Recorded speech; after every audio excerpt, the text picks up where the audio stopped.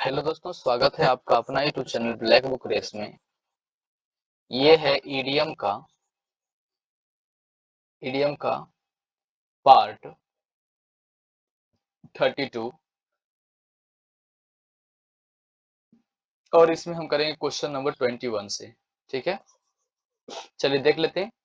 Ended in a fish को, इसको कैसे याद करेंगे? याद करने का आसान तरीका, आप इस लिंक को नहीं ध्यान देना। ठीक है, ये वाले लिंक पर ध्यान हम लोग नहीं देंगे। ठीक है, एक नया लिंक बनाएंगे।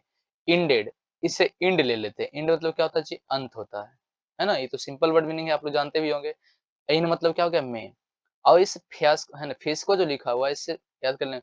फिश को याद कर लेंगे, इस फिश है ना, इस फिश से याद कर लेंगे फंस। क्या याद कर लेंगे? फंस।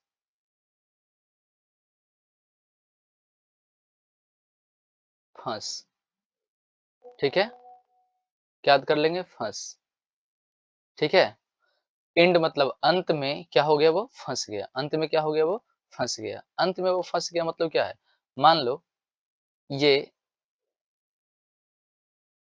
ये चंपक है। क्या है?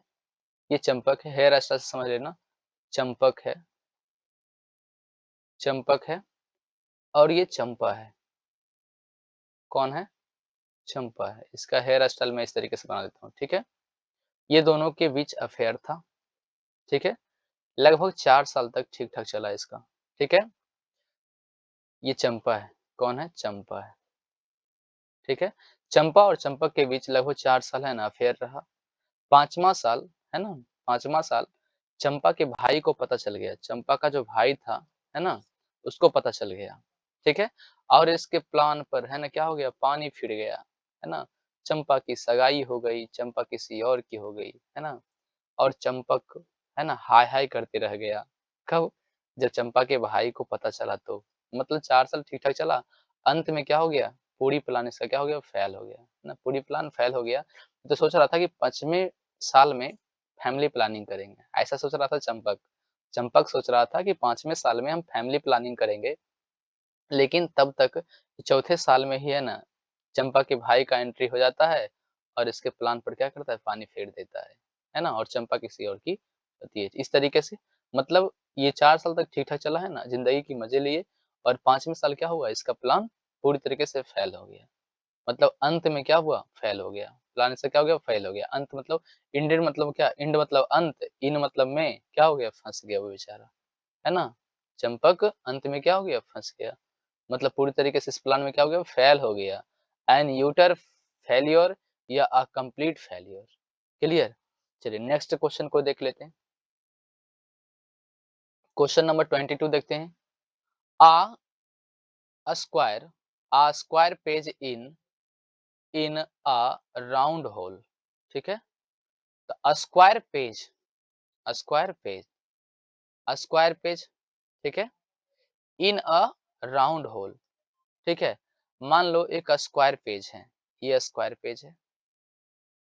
ठीक है, और राउंड होल है, ऐसा वाला होल है गोलाकार। ठीक है, ये होल है कोई। ठीक है, तो बताइए क्या ये स्क्वायर पेज जो है इस राउंड होल में जाएगा? मोड़ना नहीं है, फोल्ड नहीं करना है इसको, फोल्ड नहीं करना है ना? सॉरी सॉरी सॉरी, ना ये स्क्वायर पेज है। क्या है जी? स्क्वायर पेज है। ठीक है, ये स्क्वायर पेज है, समझ लीजिएगा ये स्क्वायर पेज है। और इस स्क्वायर पेज को इस राउंड होल में डालना है, राउंड होल में डालना है। ठीक है, और ये स्क्वायर पेज है और ऐसा पेज है कि इसको मोड़ देंगे ना। मान लो ये स्क्वायर पेज है और इस पर पेंटिंग बना हुआ है। क्या बना हुआ है? पेंटिंग। ठीक है, इस पर पेंटिंग बना हुआ है। ठीक है, और अगर इसको हम फोल्ड कर देंगे तो सारा पेंटिंग क्या होगा? खराब हो जाएगा। यानी शर्त ये है कि इस पेज को जैसे है वैसे ही डालना है इसमें, इस राउंड होल में इसी तरीके से डालना है।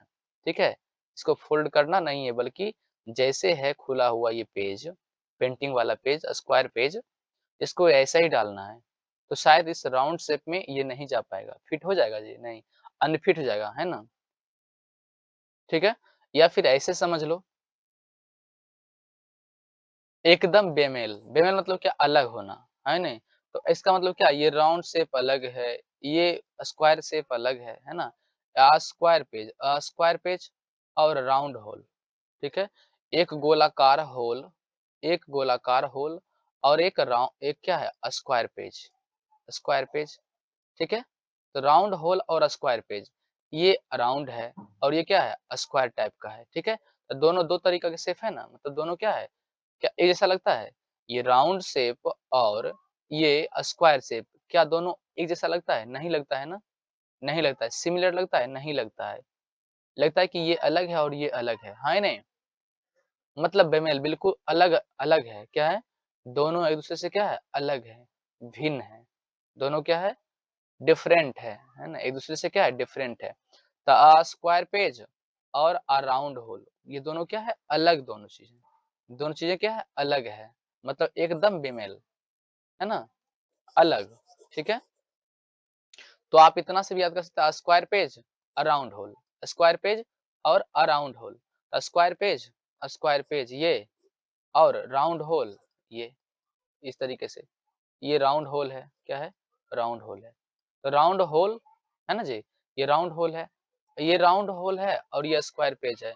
दोनों क्या है? डिफरेंट है नहीं? इसकी शेप अलग है, इसका शेप अलग है, ठीक है? तो मतलब एकदम बेमेल, डिफरेंट, मतलब अनयूजुअल, इंडिविजुअल, क्या है?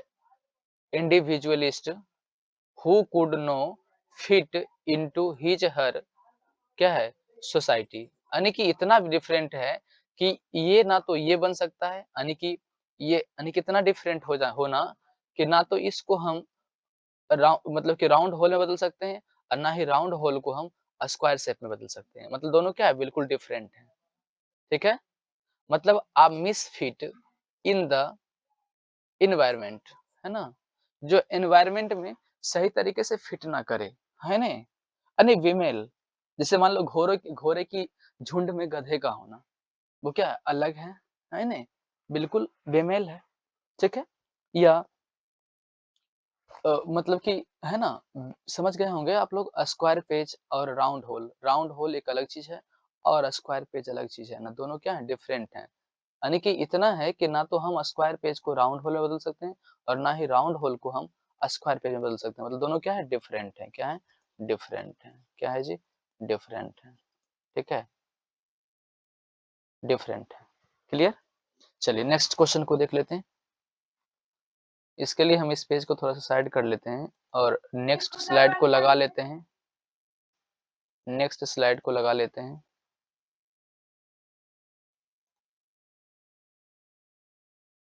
ये नेक्स्ट स्लाइड आपके सामने रहा। इन टाइट कॉर्नर, अब क्वेश्चन दिखाई दे रहा होगा, क्या लिखा हुआ है? इन अ टाइट कॉर्नर, ठीक है? In a tight corner, in a tight corner, ठीक है? टाइट का मतलब कठिन होता है, टाइट का मतलब क्या होता है? कठिन होता है और कॉर्नर का मतलब क्या होता है? कोना होता है। मतलब दोस्तों आपने ओलंपिक में देखा होगा, अगर कोना टाइट हो तो साइकिल से रेसिंग करने वालों को मुश्किल परिस्थिति का सामना करना पड़ता है, सही बात है। अगर टाइट कॉर्नर रहेगा तब इन अ टाइट कॉर्नर, मतलब एक टाइट कॉर्नर में, एक टाइट कॉर्नर में ओलंपिक, है ना? खेल में जो रेसिंग करते हैं ना, साइकिलिंग करते हैं, उनको बहुत मुश्किल होता है कॉर्नर पर, मतलब घुमाने में साइकिल को, है ना? कॉर्नर पर ये मान लो इस तरीके से कॉर्नर अगर बना दिया टाइट कॉर्नर, तो यहाँ से साइकिल को टर्न करने में ना, यहाँ से साइकिल को मोड़ने में क्या होता है? डिफिकल्ट होता है ना? ठीक है? यानी मुश्किल परिस्थिति में, मतलब in a difficult situation. In a tight corner means क्या हो गया? इन अ डिफिकल्ट सिचुएशन, ठीक है? चलिए नेक्स्ट क्वेश्चन को देख लेते हैं। क्वेश्चन नंबर 24 को देखेंगे। 24, put one's shoulders to the wheel, है ना? पुट मीन्स रखना, वंस मतलब अपने, शोल्डर कंधे पर, किसको? टायर को। व्हील मतलब क्या होता है? टायर। मतलब पुट मीन्स रखना, वंस मतलब अपने, शोल्डर, है ना? शोल्डर पर किसको? व्हील को, ठीक है? व्हील मतलब क्या होता है? पहिया, ठीक है? पुट मतलब रखना अपने शोल्डर, है ना? शोल्डर के ऊपर,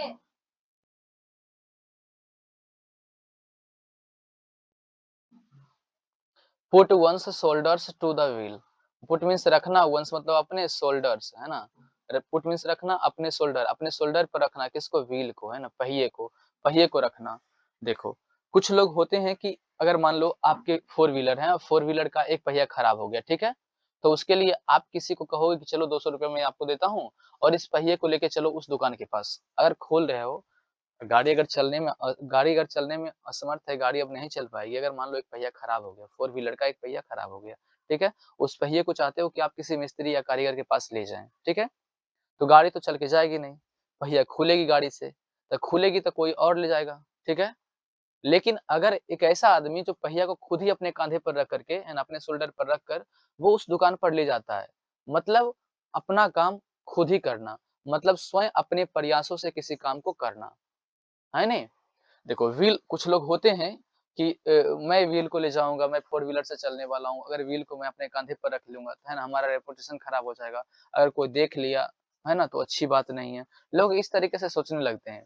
लेकिन जो आदमी, है ना, बिना देर किए अगर, है ना, टायर खराब हुआ, उसका व्हील खोला, अपने कंधे पर उठाया, अगर समर्थ है उठाने में तब, है ना, उठाया और दुकान के पास लेके चला गया, है ना, जहाँ कारीगर उसको ठीक करेगा, वहाँ तक ले गया। मतलब इसका क्या निकला कि अपने प्रयासों से किसी काम को करना।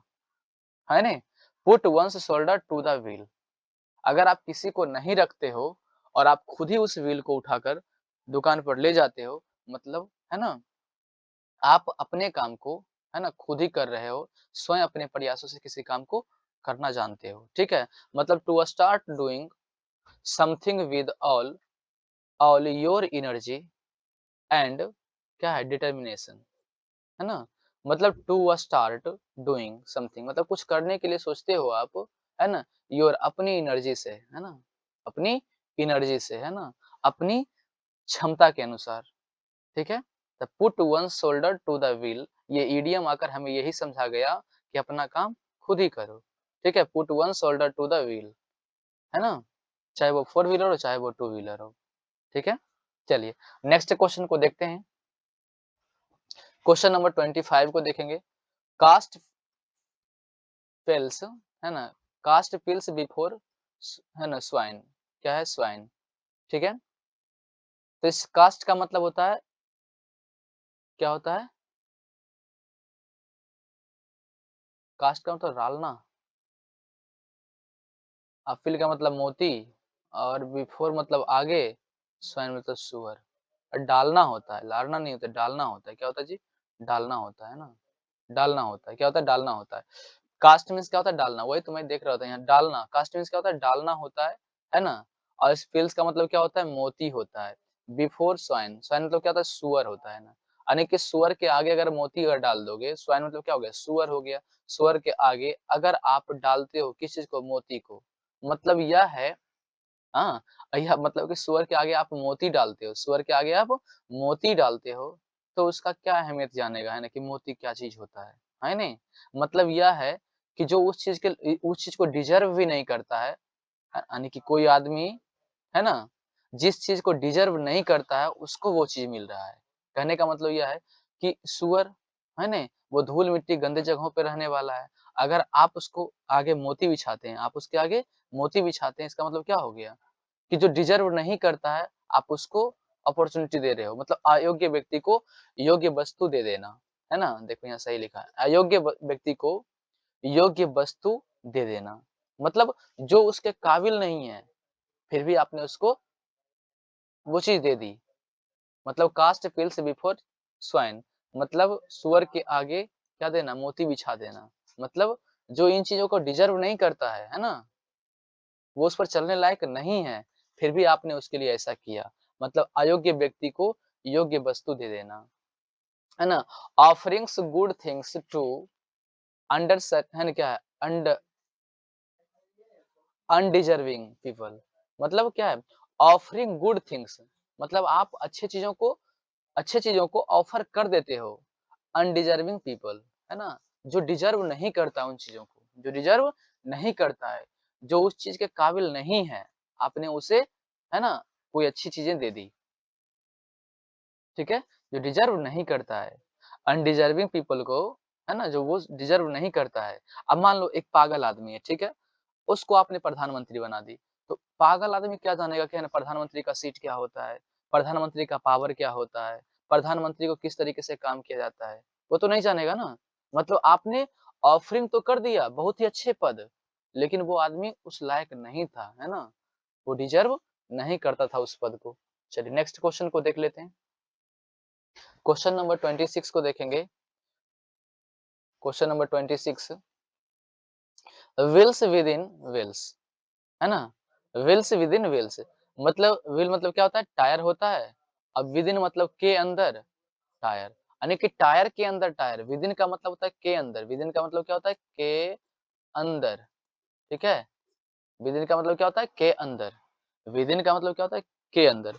मतलब व्हील मतलब टायर, टायर के अंदर टायर, टायर के अंदर टायर का होना, टायर के अंदर टायर का होना, टायर के अंदर टायर होना। टायर के अंदर ट्यूब होता है, अगर आप जानते होंगे, आपके पास गाड़ी होगी या साइकिल भी होगा तो आपको पता होगा, है ना? टायर के अंदर टायर नहीं, ये मान लो ये साइकिल का मान लो व्हील है, ठीक है? इस तरीके से, तो टायर के अंदर टायर नहीं होता है, टायर के अंदर क्या होता है? टायर के अंदर या व्हील के अंदर व्हील। मान लो कि ये मान लो साइकिल का व्हील है या फिर मान लो फोर व्हीलर का व्हील है, ठीक है? अब इस व्हील को एकदम पूरी तरीके से अगले व्हील में मैंने फिट कर दिया, ये तो गलत हो गया। टायर के अंदर ट्यूब होता है, आप समझे बातों को, टायर के अंदर क्या होता है? ट्यूब होता है। लेकिन अगर कोई आदमी टायर के अंदर फिर टायर को फिट कर दिया या व्हील के अंदर व्हील को डाल दिया, है ना? इसका मतलब यह है, अगर आप उस काम को ले जाते हो करवाने के लिए मिस्त्री के पास, तो उसके लिए क्या हो जाएगा? टफ हो जाएगा, है नहीं? वो जो अरेंज किया हुआ है, वो क्या है? गलत सीक्वेंस में अरेंज किया गया, है नहीं? जबकि टायर के अंदर ट्यूब होना चाहिए। टायर के अंदर देखिए, सिर्फ इन चीज़ों को पढ़ के ही समझा जा सकता है। इस इडियम का अर्थ समझा जा सकता है सिर्फ पढ़ के, है ना? व्हील्स विद इन व्हील्स, मतलब व्हील्स के अंदर व्हील्स, मतलब टायर टायर के अंदर टायर का होना, ये गलत सीक्वेंस है। मतलब जब आप किसी मिस्त्री के पास ले जाओगे, तो उसके लिए क्या हो जाएगा? ये काम टफ हो जाएगा। जब आप उस व्हील्स में कोई काम करवाएँगे और मिस्त्री के पास ले जाते हो, तो वो काम क्या हो जाएगा? टफ हो जाएगा उसके लिए।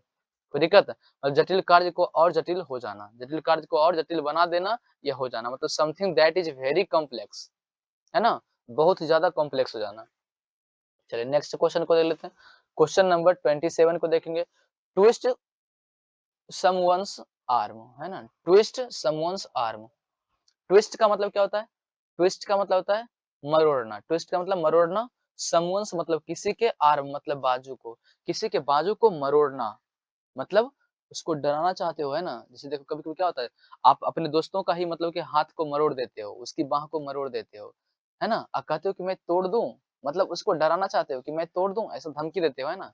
उसके हाथों को मरोड़ के, है ना? उसके हाथों में ऐंठन लाके आप कहते हो कि मैं तोड़ दूँ, जबकि आप ऐसा नहीं करोगे क्योंकि उनका आप दोस्त हो, है नहीं?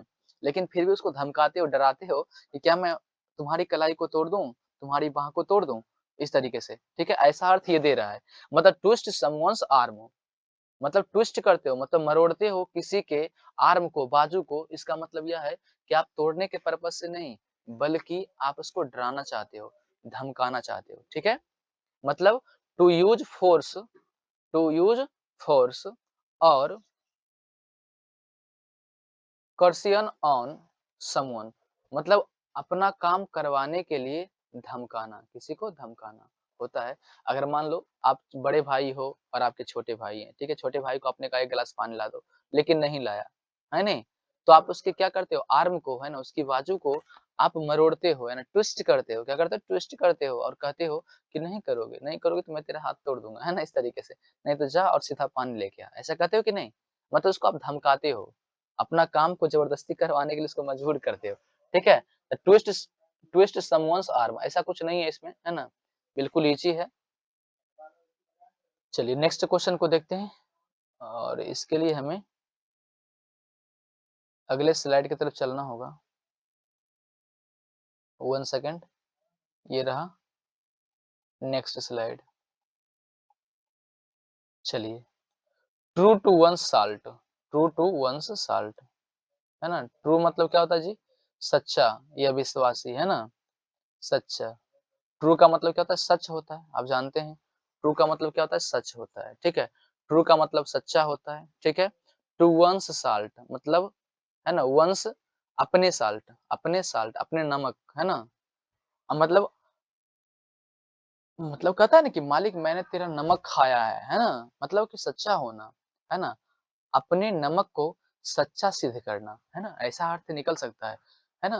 ट्रू मतलब सच या सच्चा, है ना? सच्चा मतलब अपने नमक का सच्चा होना, अपने नमक का नहीं हो देखो वंश मतलब अपना, वंश मतलब क्या हो गया? अपने नमक, अपने नमक ट्रू मतलब का के की होता है? अपने नमक का ट्रू मतलब क्या होना? सच्चा होना। अपने नमक का सच्चा होना मतलब जिसका आपने नमक खाया है ना? जिसका आपने नमक खाया है, ठीक है? मतलब अपने नमक का सच्चा होना, अपने नमक का सच्चा होना मतलब कि जो हमारे लिए कुछ अच्छा किया है ना, हम भी उसके लिए अच्छा करें, है नहीं? ये जिसके मतलब कि जिसके घर में हमें निवाला मिला है, तो हम कभी उसके साथ गद्दारी ना करें, हम हमेशा उसका वफ़ादार बना रहें, है नहीं? हमेशा हम उसका वफ़ादार बना रहें। बात आई समझ में?